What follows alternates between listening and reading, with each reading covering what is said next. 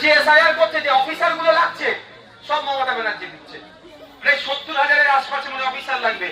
Booth level officer প্রতি বুথে যদি একটা করে হয়, আমাদের এই মুহূর্তে মনে হচ্ছে হ্যালো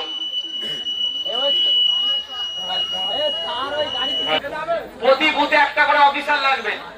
70,000-এর মানে 78 এক্সাক্ট ফিগার মনে আসছে না, বুথ 70,000-এর মতো বুথ আছে। 70,000-এর মতো বুথ থাকলে কত অফিসার লাগবে? অফিসার কে দিচ্ছে? মমতা ব্যানার্জি দিচ্ছে। আর কি বলছে? আমি এসআইআর হতে দেবো না। এই বিচারিতা নয়। আমি একটা কথা বারবার বলেছি, আজকেও বলছি, আতঙ্কিত হবেন না। আতঙ্কিত হলে কি সমাধান হবে সমস্যা? এরা আপনাকে সমস্যা ফেলার চেষ্টা করছে, আপনাকে আমাকে সজাগ থাকতে হবে। আচ্ছা বলুন, এই মোড়ে যদি বলে বাঘ চলে এসেছে, সবাই ঘরে গিয়ে দরজা দিয়ে দিলে বাঘ কি চলে যাবে? বাঘকে তো নিয়ে আসা হয়েছে আপনাকে খাওয়ানোর জন্য।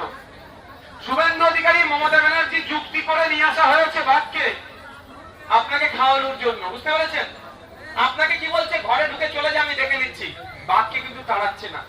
বাঘটাকে যদি মমতা ব্যানার্জি খাঁচাই ঘুরতো, তাহলে বলতাম যে না, মমতা ব্যানার্জি আমাদেরকে আশ্বস্ত করেছে, তোমরা চিন্তা করোনি, বাঘ এসেছে, আমি খাঁচাই ভরে দিয়েছি। খাঁচাই ভরেছে কি? বাঘ এখানে ঘুরছে, আপনি আমি ঘরে যে দরজায় ফ্যান দেখেন, কতক্ষণ ঘরে ঢুকে থাকবেন ভাই? ঘরে ঢুকে থাকলে সংসার চলবে তো? খাওয়া দাওয়া কোথা থেকে আসবে? মমতা ব্যানার্জি দেবে? আপনাকে আমাকে বার হতে হবে, বার হয়ে খাঁচা রেডি করে বাঘকে খাঁচাই ভরতে হবে।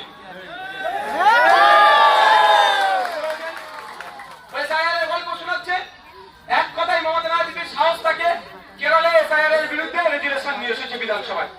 আমাদের পশ্চিমবাংলা বিধানসভায় 200-র অধিক তৃণমূলের বিধায়ক রেজুলেশন নিয়ে আসুক। আমি তো আজ পর্যন্ত তৃণমূলকে কোনো বিষয়ে ভোট দিইনি। তাহলে এসআইআর এর বিরুদ্ধে যদি সঠিকভাবে নিয়ে আসে, তাহলে আমার ভোটটা কোন দিকে যাবে ভাই? বলুন, রেজুলেশন পাস করে রাখতে হবে। শুধু মানুষকে বিচারিতার মধ্যে ফেলে দেওয়ার চেষ্টা করছে, মানুষের বিচারিতা করছে। আমি আপনাদের বলবো, সজাগ সতর্ক থাকবেন, লক্ষ্য রাখবেন। বুথ লেভেল অফিসারটা কে? মাথায় থাকবে তো? কে এসআইআর করছে? কোন অফিসার? আগে নাম, ফোন নাম্বার, কোন দপ্তর থেকে এসছে, ওটা খুঁজে নেবেন।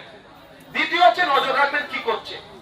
যদি আমাদের পাড়ার রাম কাকার বা রহিম চাচার, ফাতেমা মা বা সরস্বতী মায়ের যদি বৈধ ভোটারকে নাম কাটে, সেই অফিসারের বিরুদ্ধে আমরা কি করব?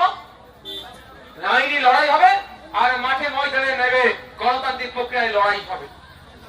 ছেলে কথা সে অফিসারকে আমরা বলবো না, আইনের মাধ্যমে বুঝে নেবো। হ্যাঁ, আপনার বুথে যদি ভোটার মারা গিয়েছে, তার নাম কাটছে, কোনো সমস্যা নেই। আপনার বুথের কেউ বিয়ে হয়ে ক্যানিং পূর্বে চলে গিয়েছে, এখানে নাম কাটবে, ক্যানিং পূর্বে নাম উঠবে। আবার ক্যানিং পূর্বের কোনো মেয়েকে বৌমা করে নিয়ে এসেছেন, ওখানে নাম কাটবে, এখানে নাম উঠবে। সুতরাং আতঙ্কিত হওয়ার জায়গা নেই। এইবার কেউ যদি ইচ্ছাকৃত ভাবে বৈধ ভোটারকে ডি ভোটার তথা ডাউটফুল ভোটার ঘোষণা করে, যে ঘোষণা করবে, যে অফিসার, তার বুথ ভিত্তিক তার ডিটেলসটা আপনারা নিয়ে রাখবেন। তার সেই ব্যাটাকেও আইনের মাধ্যমে আমরা বুঝিয়ে দেবো। বিজেপি দালালি করে, তৃণমূলে যদি দালালি করে, ছাড় হবে না তার একটাকেও। আইনের মাধ্যমে বুঝিয়ে দেবো। আমরা মাঠে ময়দানে রেডি থাকবো।